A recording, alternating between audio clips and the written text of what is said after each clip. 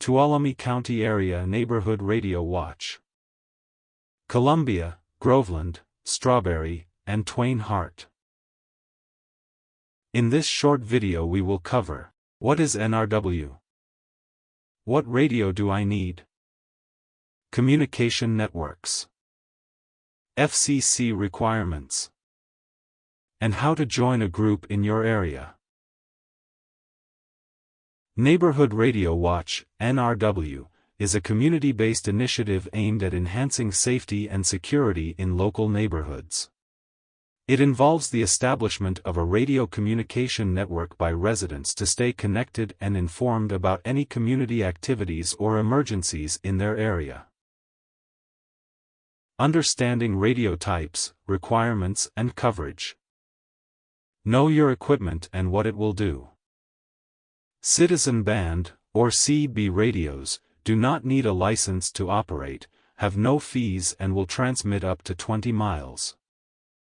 FRS, Family Radio Service, do not need a license to operate, have no fees, no testing, and will transmit from 1/4 to 1/2 mile.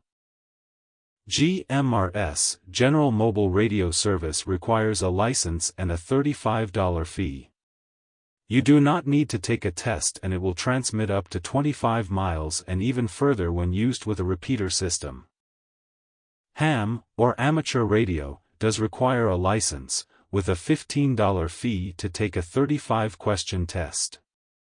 However, there is a big advantage with the ability to transmit and receive with worldwide coverage. What type of radio should I get? For Neighborhood Radio Watch, the recommended radio model for beginners in NRW is the BAOFENG UV-9G, GMRS, waterproof, two-way radio. It has NOAA scanner and receiver, operates at long range, has a rechargeable battery and charging cord, is a handheld radio, with repeater compatible, and programming cable. These radios can be purchased online at Amazon for $42.99. Communication networks. Nets, roll call, and repeaters. What is a net?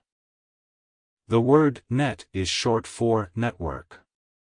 Networks are groups of equipment, individuals, and/or agencies acting together to increase efficiency and effectiveness of radio communication. Nets are operated during an emergency situation to capture, record, hold, and distribute information so that others may produce results, more effectively. The purpose of any net is to provide a means for orderly communication within a group of stations. In a directed net, a net control station, NCS, organizes and controls all activity. Directed nets are the best format when there are a large number of member stations, 1 to 45.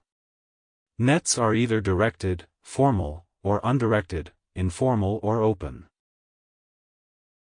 Directed nets. A directed net is formal, has a set of rules or net directives. All communications must go through net control. It has a specified person in charge, the net control station, NCS. The NCS will issue specific instructions on how she wants the net to run. A directed net is one in which it is necessary to obtain permission from the NCS before transmitting to other stations in the net. Directed nets are divided into two types: scheduled, or practice net, and emergency nets. Scheduled nets have fixed times, frequencies, and format. Participating in scheduled nets is an important part of learning radio etiquette and being prepared for an actual emergency. Roll call. The beginning of a directed net will start with a request for any emergency traffic, then announcements and bulletins of interest. Roll call will begin after the first steps just mentioned. During roll call, the net control operator will go down a list of call signs one at a time, announcing their geographical locations and give everyone a chance to check in. This will be the time for responding stations to announce additional items of interest such as conditions on the ground in their particular location, such as weather, power outages, road closures and more. This is considered a training exercise so that all participants can become familiar with how a directed net works and get comfortable with their radio equipment and radio etiquette. Participating and practicing in a directed net is an important training tool for when the day arrives that you will need these skills. During an emergency situation, a directed net will be used in this same manner as the practice net to send and receive critical information. Repeater system. A repeater will automatically retransmit your communication, increasing your range by a substantial distance. Also known as duplex. Simplex does not use a repeater and only works within line of sight. Licensing requirements, ensuring legal operation.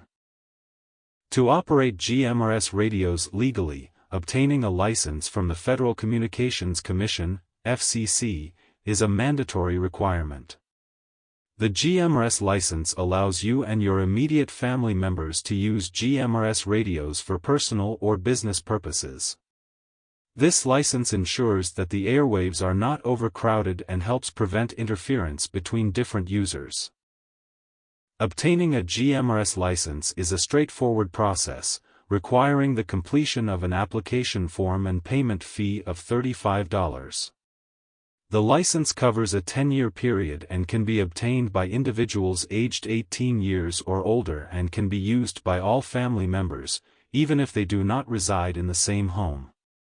It is important to note that the GMRS license is not required for FRS, Family Radio Service, radios, which operate on lower power and do not require a license for usage. There are 2 steps needed to get your GMRS license. First, you will need to get a FRN, FCC registration number. If you don't already have one, a link is in the description box below this video. Second, you will need to apply for a new GMRS license. I will also provide a link in the description box below this video. Find your NRW group. There are 2 Facebook pages and 1 web page. Columbia College GMRS Group, NRW Nets on Tuesday nights at 7:30 p.m. Groveland GMRS Radio Watch, NRW Nets on Saturday nights at 7 p.m. Groveland GMRS Radio Watch Repeater web page.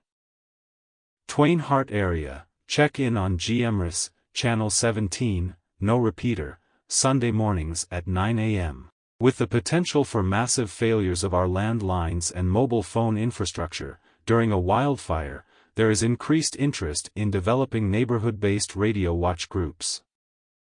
Everyone in a neighborhood can participate with a family radio, FRS, General Mobile Radio, GMRS, or ham radio and enable local area or county-wide communications without physical infrastructure.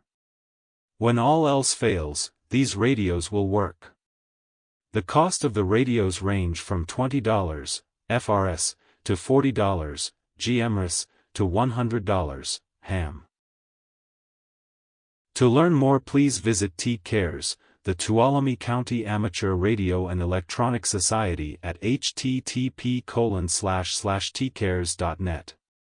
From the menu bar, click On Air and select GMRS Radio Watch, where you will find net times and frequencies. See the description box below this video where you will find direct links to information described in this video.